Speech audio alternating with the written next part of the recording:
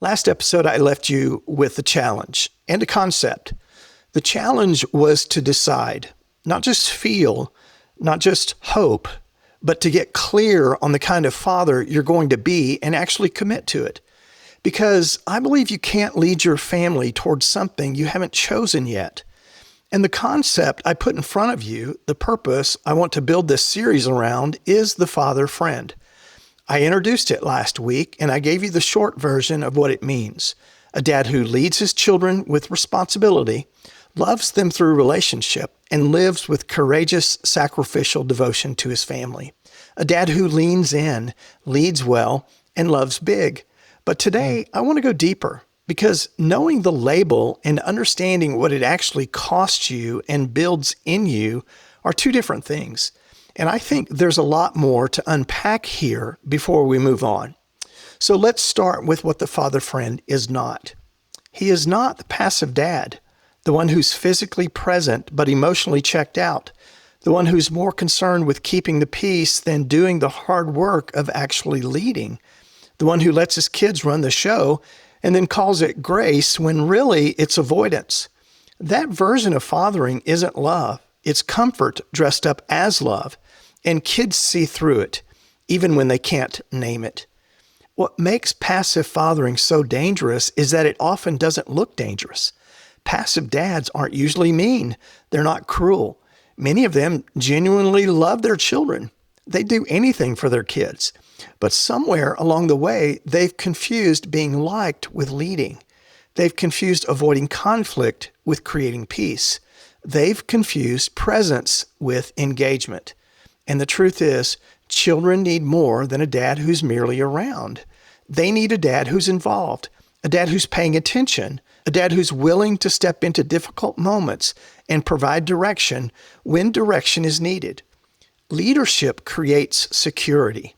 Children don't resent leadership nearly as much as we think they do.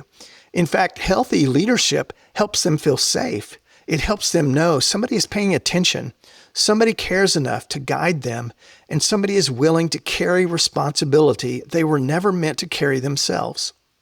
And he's not the authoritarian dad either, the one who leads with rules but not relationship, who demands respect but has never really earned it through connection, who corrects without comforting, disciplines without warmth, and wonders why his kids stop talking to him somewhere around age 13.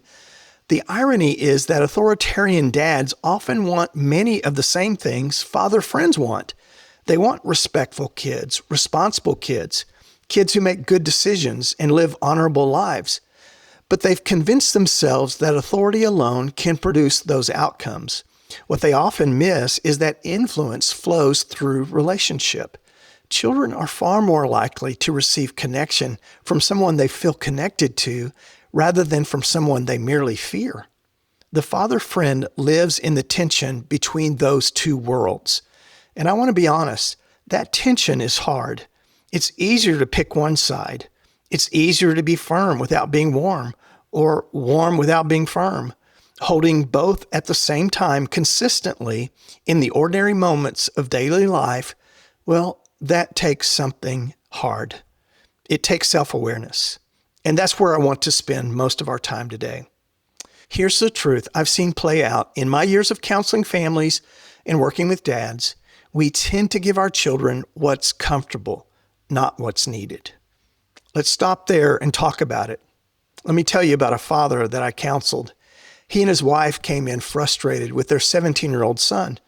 Poor grades, disrespect, no job, addicted to late-night gaming. When I asked the father about his approach, he said, well, my own father was controlling and harsh, so we feel it's best to just let our son find his own way. His wife's face told me she didn't fully agree. But here's what struck me about that moment. This man's parenting wasn't about what his son needed. It was about what he was avoiding. He wasn't holding back out of love. He was holding back out of fear. Fear of becoming his own father. Fear of making the same mistakes he lived through. And in trying to protect his son from one kind of damage, he was inflicting a totally different kind. His son was drowning, and his father kept his distance because getting in the water felt too much like his own dad.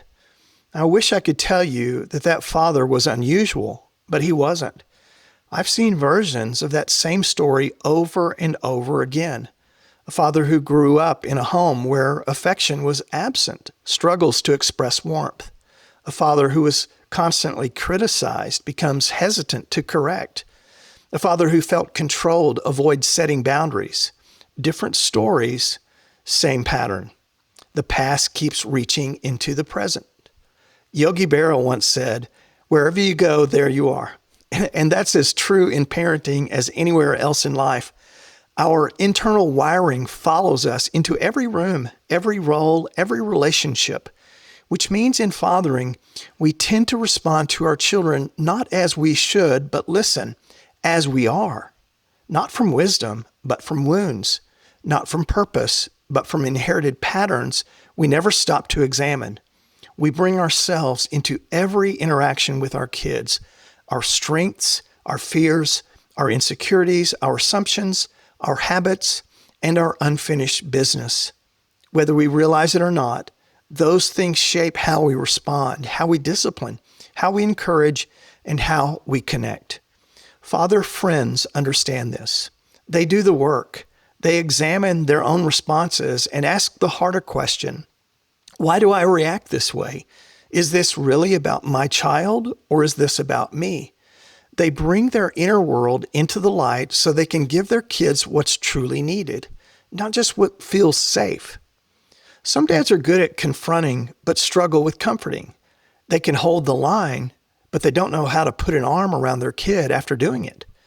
Others are warm and easy to be around, but they fold every time discipline is required. And neither extreme serves a child well. The calling is to grow, to stretch beyond your natural leanings for the sake of your kids. One of the realities of fatherhood is that what comes naturally to you is not always what your child needs from you. Some children need more encouragement. Others need more accountability. Some need you to speak up. Others need you to listen.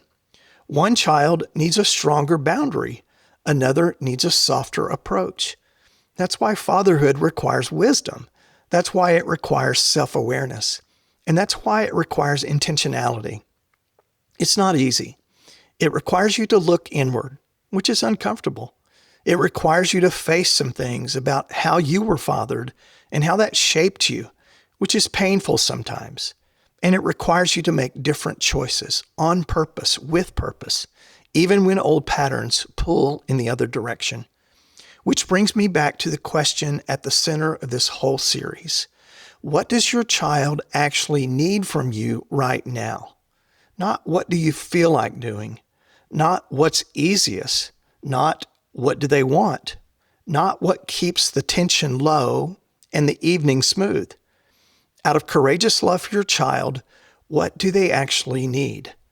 That question is the heartbeat of the father friend because it reorients everything. It takes your eyes off yourself and puts them on your kid, and it forces you to be honest about whether what you're giving them is genuinely for them or whether it's really for you. Because it's easy to be a father-only dad. Log down the rules, enforce the expectations, keep your emotional distance. You can justify it. You say you're leading. You're the authority. You're not here to be their buddy. And some of that instinct is right. But taken too far, it produces kids who obey but never open up, who comply but don't trust, who know your standards but have never really known you. And it's also easy on the other end to be a friend-only dad. Keep it light. Be the fun one. Let the other parent carry the hard stuff. Those dads are popular with their kids for a while. But somewhere along the way, their kids stop respecting them because kids don't ultimately want a dad who treats them like a peer. They want someone who's strong enough to hold them, wise enough to guide them, and brave enough to tell them the truth even when it's hard. The father friend does both. He leads and he loves. He corrects and he connects. He is strong enough to hold the line and tender enough to hold his kid. And when love calls him to give what he'd rather not, When the moment requires something beyond comfort and convenience, a father friend steps up. Here's the definition I've landed on after years of thinking through this, writing about it, and trying to live it. A father friend is a dad who leans in with presence, leads with purpose, and loves his children with passion. He leans in, leads well, and loves big. He's approachable and strong, truthful and tender, present and purposeful. And when love calls him to give what he'd rather not, he steps up. Simple? Yes. Easy? No.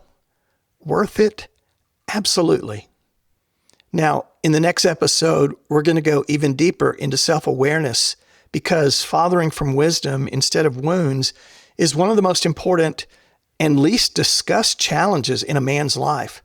We'll look at what those inherited patterns actually look like, how to identify them, and what it takes to rewrite the story you're passing on. But I want to close today with this. Most fathers don't fail because they don't love their kids. They fail because they've never truly decided what kind of father they're going to be. That indecision is quiet, but it's costly. It costs you presence in the ordinary moments that add up to everything. It costs you the relationship your kids need and you're capable of having. The good news is that you don't have to get this perfect. None of us do. Every father listening to this podcast has moments he wishes he could do over. I certainly do. Father friends aren't perfect fathers. They're intentional fathers. They keep showing up. They keep learning. They keep growing. And when they get it wrong, they own it, make it right, and keep moving forward. The father friend is a vision worth committing to, not because you'll do it perfectly. Again, none of us will, but because clarity is the beginning of everything. And when you know what you're building, even the hard moments start to feel less like obstacles and more like opportunities. So decide, choose the tension, lean in, lead well, and love big. I'll see you in episode 4.